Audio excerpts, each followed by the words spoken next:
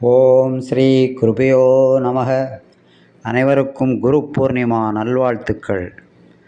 இன்று நாம் ஒரு மனிதரை மட்டும் வணங்கவில்லை, அறியாமையிலிருந்து அறிவுக்கும், அகங்காரத்திலிருந்து அன்பிற்கும், பயத்திலிருந்து சுதந்திரத்திற்கும் வழிகாட்டும் குரு தத்துவத்தை வணங்குகிறோம். கு என்றால் இருள், ரு என்றால் அதனை அகற்றுபவர் என்று பொருள். அறியாமை என்னும் இருளை அகற்றி ஞான ஒளியை ஏற்றுபவரே குரு. குரு ஏன் நமக்கு மிகவும் அவசியம் என்றால், ஒரு விளக்கு இன்னொரு விளக்கை ஏற்றினால் முதல் விளக்கின் ஒளி குறையவே குறையாது. குருவும் அப்படித்தான். தனக்குள்ள ஞானத்தை சீடனுக்கு அளித்தாலும் அவருடைய ஞானம் குறையாது. அதனால்தான் உண்மையான குரு சீடன் தன்னை விட உயர வேண்டும் என்று மிகவும் விரும்புவார். ரமண மகரிஷியிடம் கேட்டார்கள், நீங்கள் ஏன் மௌனமாகவே இருக்கிறீர்கள், ஏன் அதிகம் பேசுவதில்லை என்று மக்கள் கேட்க, ரமண மகரிஷியோ, சூரியன் பேசுவதில்லை, ஆனால் அவன் ஒளி எல்லோரையும் எழுப்புகிறது அல்லவா, அதுவே மௌனத்தின் சிறப்பு என்றார். உண்மையான குரு வார்த்தைகளால் மட்டுமல்ல, தன்னுடைய வாழ்வால் கற்பிப்பார். அவரது அமைதியே ஒரு உபதேசம்தான். நரேந்திரன் என்னும் இளைஞன் எல்லோரிடமும் ஒரு கேள்வியை கேட்டுக்கொண்டிருந்தார். நீங்கள் கடவுளை கண்டிருக்கிறீர்களா, நீங்கள் கடவுளை கண்டிருக்கிறீர்களா என்று. பலர் புத்தக அறிவை பற்றியே பேசினார்கள். ஆனால் அவருடைய குரு ஸ்ரீ ராமகிருஷ்ண பரமஹம்சர், விவேகா, ஆம், நான் கடவுளை கண்டிருக்கிறேன், உன்னை பார்ப்பதை விட தெளிவாக தினமும் காண்கிறேன். அந்த ஒரு பதில் நரேந்திரனின் வாழ்க்கையே மாற்றியது. இதுதான் குருவின் சக்தி. ஒரு புத்தகத்தை மாற்றுவதில்லை, மனிதனை மாற்றுகிறார் குரு. ஒருவர் கபீர் அவர்களிடம் கேட்டார்கள், கடவுளும் குருவும் ஒரே நேரத்தில் உங்கள் முன் வந்தால் முதலில் யாரை வணங்குவீர்கள் என்று. கபீர் சொன்னார், முதலில் என் குருவை வணங்குவேன், ஏனெனில் கடவுளை காட்டியவரே என் குருநாதர்தான் என்று மகத்துவமான தத்துவத்தையும் உணர்த்துகிறார் குரு. தப்ரீஸ் என்ற ஆன்மீக ஞானியை சந்தித்த பிறகுதான் அவருடைய வாழ்க்கை முழுமையாக மாறியது என்று ரூமி என்ற ஒரு அறிஞர் தன்னுடைய புத்தகத்தில் குறிப்பிடுகிறார்.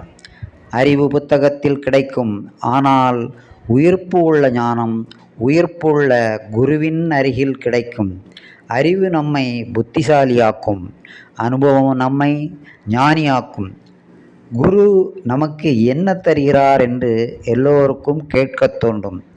குரு தருவது தெளிவான பார்வை, தூய்மையான மனம், தன்னம்பிக்கை.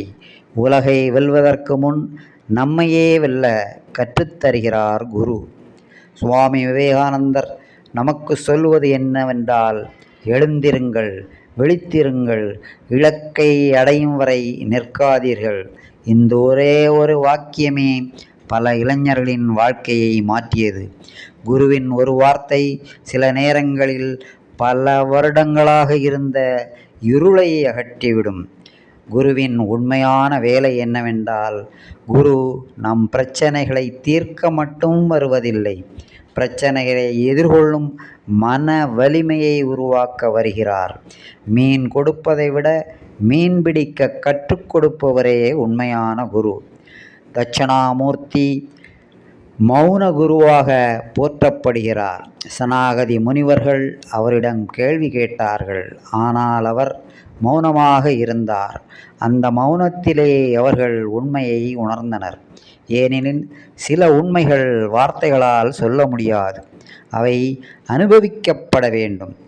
குரு பூர்ணிமாவின் உண்மையான கொண்டாட்டம் என்னவென்றால், குரு பூர்ணிமா அன்று குருவின் மலர்பாதங்களில் மலர்களை சமர்ப்பிப்பது மட்டுமல்ல, அதைவிட சிறந்த பூஜை ஒரு தீய பழக்கத்தை விடுவது, ஒரு நல்ல குணத்தை வளர்ப்பது, தினமும் சில நிமிடங்கள் தியானம் செய்வது, பெற்றோர், ஆசிரியர், குரு ஆகியோருக்கு நன்றியுணர்வுடன் வாழ்வது.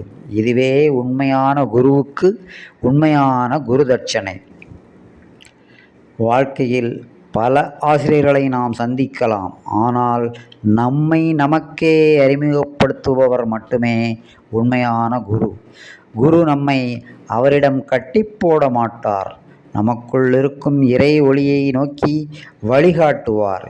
இன்று குரு பூர்ணிமா நன்னாளில் நாம் அனைவரும் இந்த உறுதியை ஏற்போம். உண்மையை தேடுவேன், அகந்தையை குறைப்பேன், அன்பை வளர்ப்பேன், என் குருவின் உபதேசத்தை வாழ்க்கையில் நடைமுறைப்படுத்துவேன். இறுதியாக அனைவரும் சேர்ந்து இந்த குரு மந்திரத்தை சொல்லுவோம். குரு பிரம்மா, குரு விஷ்ணு, குருதேவோ மகேஸ்வரா, குரு சாஸ்தாத் பரத்பிரம்ம, தத்மஸ்ரீ குருவே நமகா. நன்றி. குருவின் அருள் அனைவருக்கும் என்றும் துணையாக இருக்கட்டும். ஓம் சாந்தி, ஓம் சாந்தி, ஓம் சாந்தி. அன்பானவர்களே, இன்று குரு பூர்ணிமா நன்னாளில் சற்று நகைச்சுவையுடன் சிந்திப்போம். வாருங்கள். குரு ஒரு ஒய்ஃபி மாதிரி தாங்க. ஆனால் அவர்கிட்ட தாங்க பாஸ்வேர்டே இருக்குது. அது அவர் நமக்கு தந்தாதான் வாழ்க்கையே கனெக்ட் ஆகுது பார்த்துங்க. ஓம் ஸ்ரீ குருபியோ நமக. இன்னைக்கு சத் சங்கத்துக்கு கூட நான் ஒரு சந்தேகத்தோடு தான் வந்தேன். ஏன்னா எல்லாரும் என்ன சொல்கிறாங்க, ஏஐ இருக்குது, கூகுள் இருக்குது, யூடியூப் இருக்குது, அப்புறம் எதுக்கு குரு? ஆனால் ஒன்று யோசிக்கணும் பார்த்துங்க. கூகுளு எல்லா பதிலும் சொல்லும். ஆனால் நம்ம மனைவி என்னாச்சின்னு ஒரு கேள்வி கேட்டால் அதுக்கு என்ன பதில் சொல்லணும்னு கூகுளுக்கு தெரியாது. அதுபோல் கூகுளு தகவல் மட்டும்தான் தேரும். ஜிபிஎஸ்ஸு இடத்த மட்டும்தான் காமிக்கும். ஆனால் குரு நமக்கு வாழ்க்கையே தருவாருங்க. ரமண மகரிஷிட்ட தான் இப்படி ஒரு பக்தர் போய் கேட்டார், சாமி மனசு ரொம்ப ஓடுது சாமி, என்ன செய்ய? ரமணர் சொன்னார், அது எங்கே தான் ஓடுது? அது சாமி நேற்று சண்டைக்கும் நாளைக்கு வரப்போகிற இஎம்ஐக்கும் ஓடிட்டு இருக்கு. ரமணர் சிரிச்சுக்கிட்டே சொன்னார், மனசு எப்பொழுதும் நேற்று உள்ளதையும் நாளைக்கு நடக்க போகிறதையும் நினச்சிக்கிட்டு தான் ஓடும். அந்த மனசை பிடிச்சி இழுத்துட்டு வந்து இன்னைக்கு கொண்டு வா. நாமும் அப்படி தாங்க. உடம்பு சத் சங்கத்தில் உட்காந்துருக்கும், ஆனால் மனசு வெளியே ஓடி போய் வீட்டுக்கு போய் நம்ம கேஸ் ஆஃப் பண்ணோமா, ஃபேன் ஆஃப் பண்ணோமா அப்படிங்கிற சிந்தனையிலே மனசு ஓடும். விவேகானந்தரையே எடுத்துக்கங்களேன். அவர் எல்லார்கிட்டையும் போய் நீங்கள் கடவுளை பார்த்துருக்கீங்களான்னு கேட்டுட்டு இருந்தார். பல பெரிய ஞானிகள்லாம் அவருக்கு சொற்பொழிவு தான் பல மணி நேரம் கொடுத்தாங்களே தவிர அவரை கேட்ட கேள்விக்கு சரியான பதிலை கொடுக்கவே இல்லை.